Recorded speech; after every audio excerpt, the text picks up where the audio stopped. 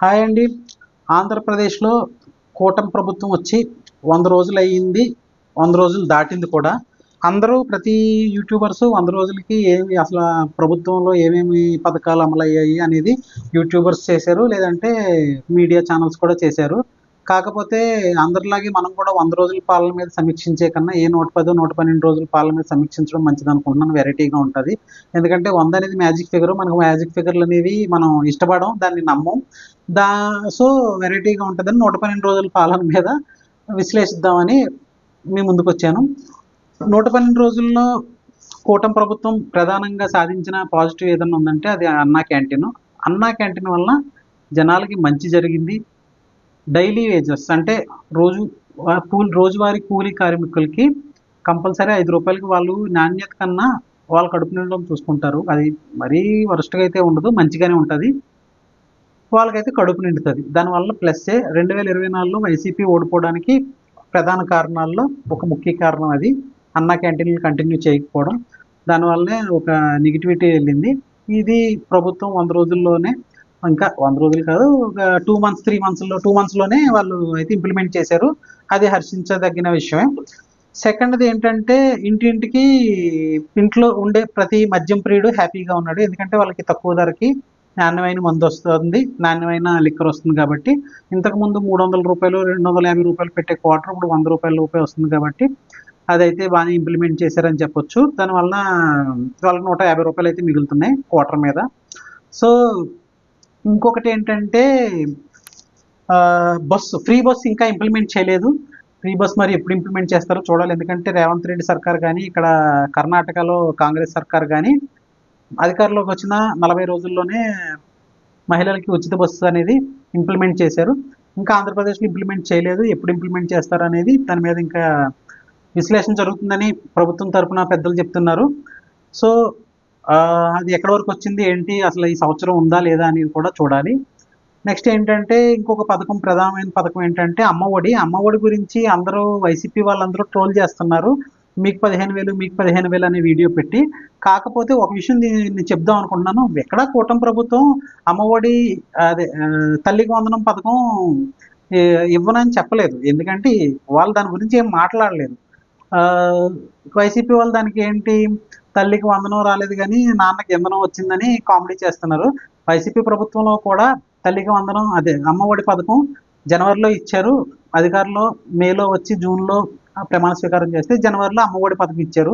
So let's see, జనవరి వరకు wait చేయండి. సంవత్సరంలో ఎప్పుడన్నా ఇవ్వచ్చు కదా, ఎందుకు అంత కంగారు.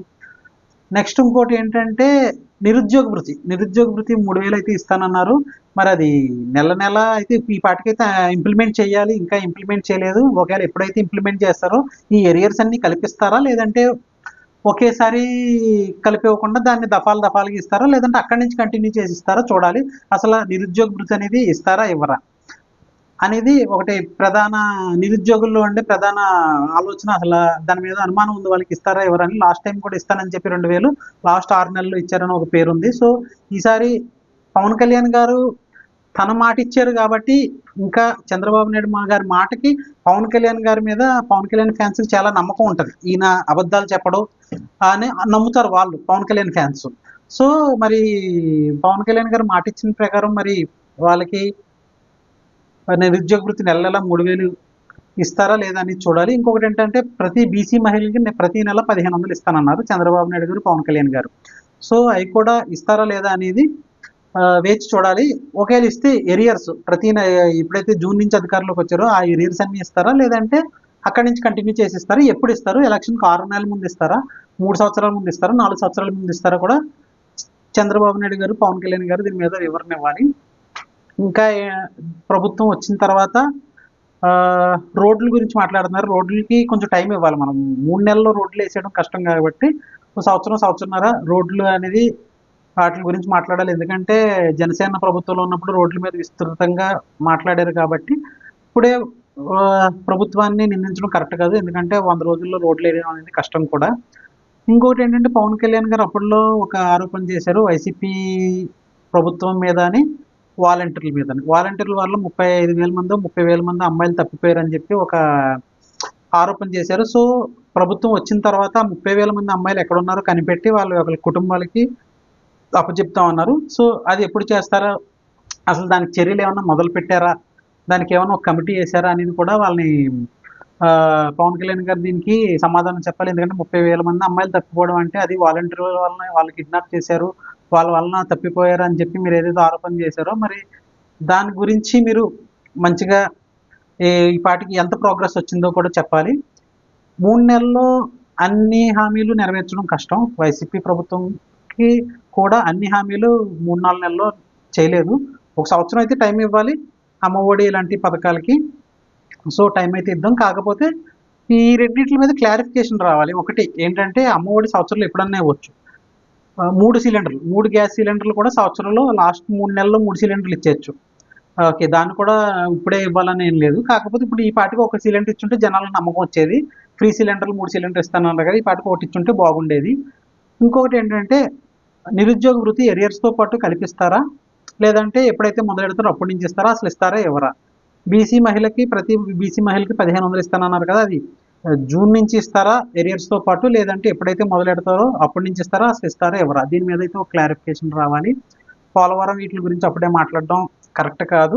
ఎందుకంటే కూటమి ప్రభుత్వం వచ్చి ఇంకా 100 రోజులు, 112 రోజులు అయింది కాబట్టి వాళ్ళైతే సాధించిన విజయాల్లో ఒకటైతే చెప్పొచ్చు. పెన్షన్లు బాగానే ఇస్తున్నారు. వృద్ధాప్య పెన్షన్ బాగానే ఇచ్చారు. వికలాంగులకి పెన్షన్ కూడా పెంచి ఇచ్చారు. అదైతే పాజిటివ్గానే చెప్పొచ్చు. ఇంకా చెప్పాలంటే పాజిటివ్గా అన్నా క్యాంటీన్లు. కాకపోతే మనం ఒక 6 నెలలు 9 నెలలు అయిన తర్వాత కానీ ప్రభుత్వం ఏమేం చేసింది ఏమేం చేయలేదు అనే దాని మీద మనం కామెంట్ చేయడానికి సరిపోం. ఎందుకంటే ఈసారి పథకాలు లాస్ట్ టైం 2014 నుంచి 19 వరకు ఉన్న పథకాల్లో పవన్ కళ్యాణ్ గారు హామీ ఇచ్చారు కానీ దానికి డైరెక్ట్గా ఆయన ప్రభుత్వంలో లేడు. కాకపోతే ఇప్పుడు పవన్ కళ్యాణ్ గారు హామీ ఇచ్చారు, ప్రభుత్వంలోనే ఉన్నారు. చూడాలి ఎన్ని హామీలు నెరవేరుస్తారు. ఎందుకంటే ఆయన ఇచ్చిన ప్రతి హామీ ఏదైతే 30 పేజీలు ఏదైతే ఉందో టీడీపీ మేనిఫెస్టోలో అవన్నీ కేవలం చంద్రబాబు నాయుడు గారి మీద ఎంత నమ్మకంతో జనాలు ఓట్లేశారో పవన్ కళ్యాణ్ గారి మీద అంతే నమ్మకంతో చూసి ఓట్లేశారు. ఎందుకంటే పవన్ కళ్యాణ్ గారు నిరుద్యోగ వృత్తికి వత్తాసు పలికారు, ప్రతి బీసీ మహిళకి 1500కి వత్తాసు పలికారు. అమ్మఒడి అప్పుడే కామెంట్ చేయకూడదు, జనవరిలో ఇస్తారు కాబట్టి. సో ఓవరాల్గా నా యొక్క రేటింగ్ ఏంటంటే ఈ 100 రోజుల్లో రేటింగ్ ఇవ్వడం అనేది కష్టం కాబట్టి నేను ఓవరాల్గా 10కి 6 అయితే 6 కాదు కానీ ఒక 8 వరకు ఇచ్చుకోవచ్చు. ఎందుకంటే 3 నెలల్లో మనం అన్నీ చేసేయాలని అనుకోము. కాకపోతే ఈ 6 నెలలు కానీ 9 నెలలు అయిన లోపు 30,000 మంది అమ్మాయిలను కనిపెట్టి వాళ్ళ కుటుంబాలకు అప్పచెప్తే చాలా మంచిదని మనస్ఫూర్తిగా కోరుకుంటున్నాను.